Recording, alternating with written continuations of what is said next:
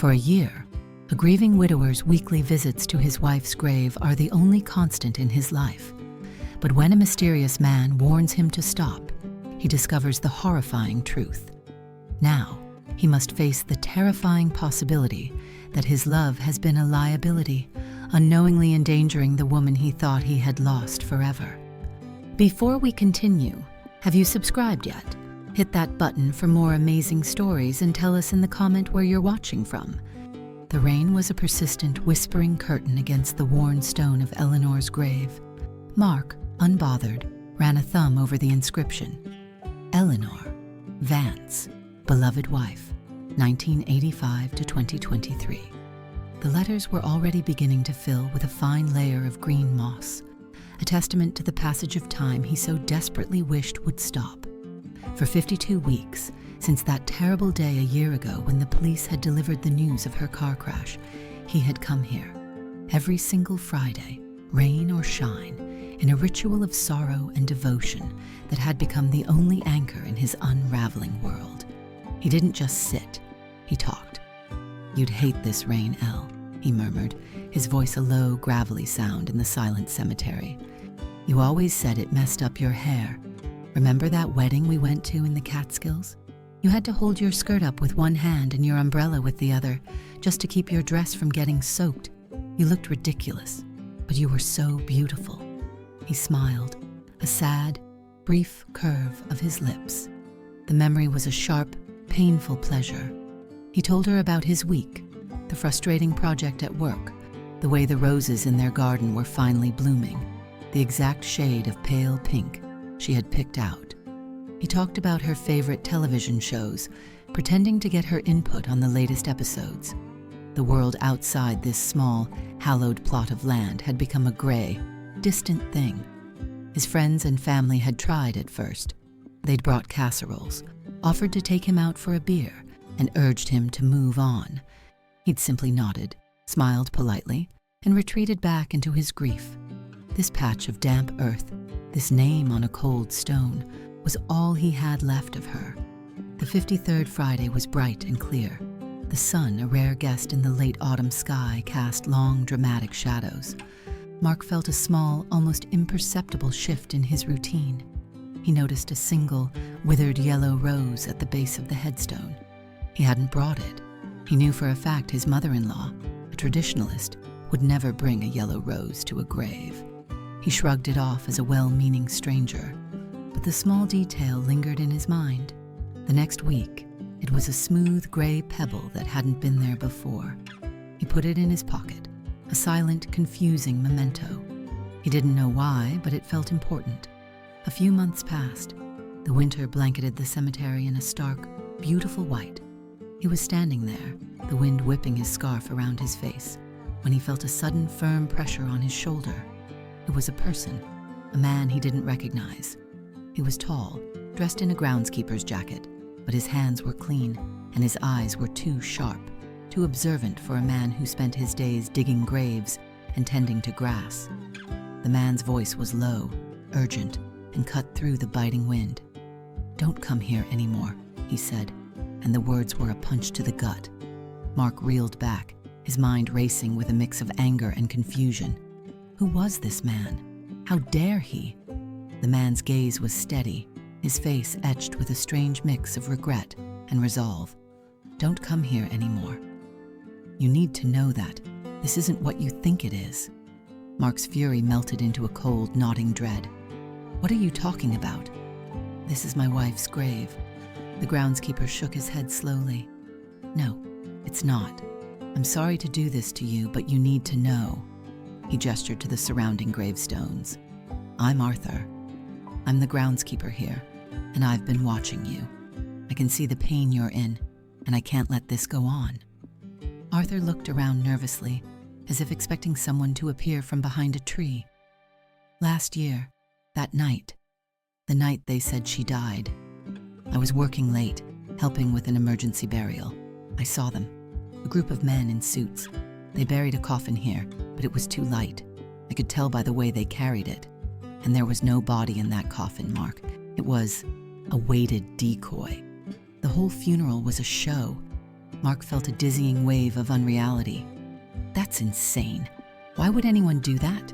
I don't know, Arthur said, his voice barely a whisper. But I know they were here. And they said if I ever spoke of what I saw, they would come for me and my family. So I kept quiet until I saw you. You come here every week, Mark, like clockwork. It's a ritual, and I think they know it. I've seen men in dark cars parked down the road watching. I think they are waiting to see if she ever comes back. He handed Mark a folded piece of paper. I don't know what it means, but I found this at the base of the headstone last week. It was stuck in the mud.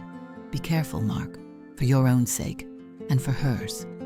The paper was a folded receipt from a small cafe in Prague. On the back, written in a fine, elegant script that made his heart lurch, was a single word: promise. It was Eleanor's handwriting. The same unique way she looped the P mark had a small wooden box filled with letters from her with that same writing. The next day, Mark didn't go to the cemetery. He stayed home, the receipt from Prague feeling like a burning coal in his pocket. He was no longer just grieving. He was on a hunt. His grief was replaced by a sharp, cold determination. He started to look into Eleanor's past. He pulled out her old photo albums, her work files, her old laptop he hadn't had the heart to touch. She had been a risk analyst at a major bank. A simple, predictable job, or so he thought.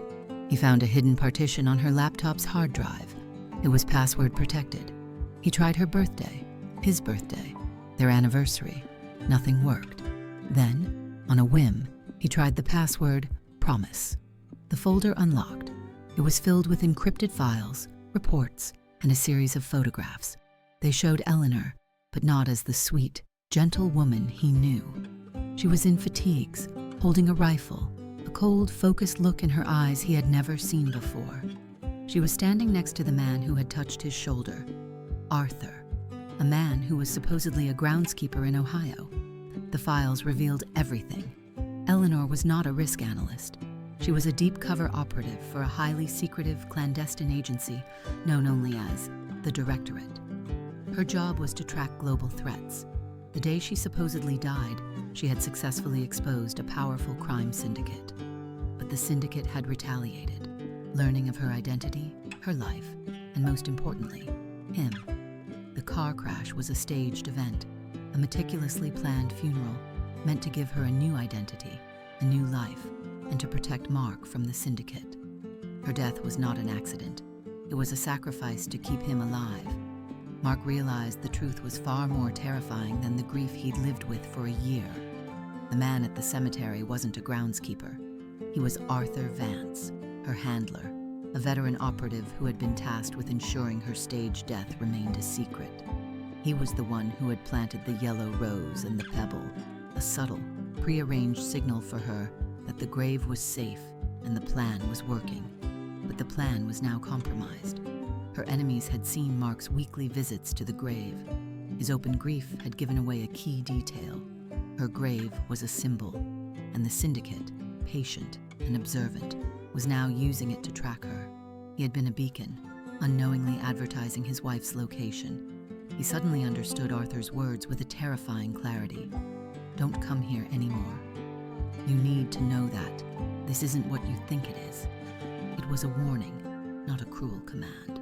The promise on the receipt was her final message. Not a promise to him, but a promise to her handler that the plan would work, that she would stay hidden. The yellow rose and the pebble were a signal that the grave was being monitored.